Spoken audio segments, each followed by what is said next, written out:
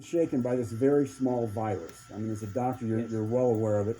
And why do we so easily, as people, just default to fear when we see something like this? Somebody says COVID, somebody says pandemic, whatever it is, however they identify it, novel virus, something a little tiny like that, and all of a sudden our life is upside down with fear.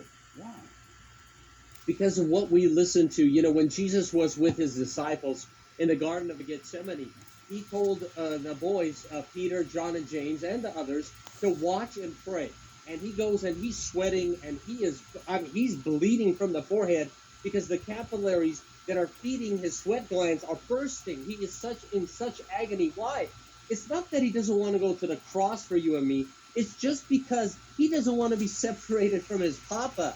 So he's praying, and he comes back, and Peter's on his CPAP machine snoring and all this stuff, and they're not watching and praying. They're sleeping and snoring. And I think Christians, we are sleeping and snoring, and we're watching Facebook and Instagram and television and news and the false prophets of Baal, while the word of God is left aside, and fear, fear, fear, and death, death, death comes into play. While the word of God is life, life, life. It's not legalistic for me to get into the word of God.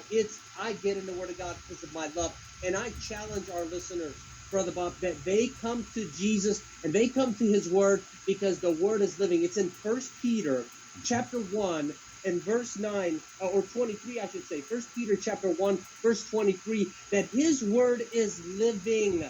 And so when you come to the word, it's like Psalm 119, 105, thy word is a lamp unto my feet and a light unto my path.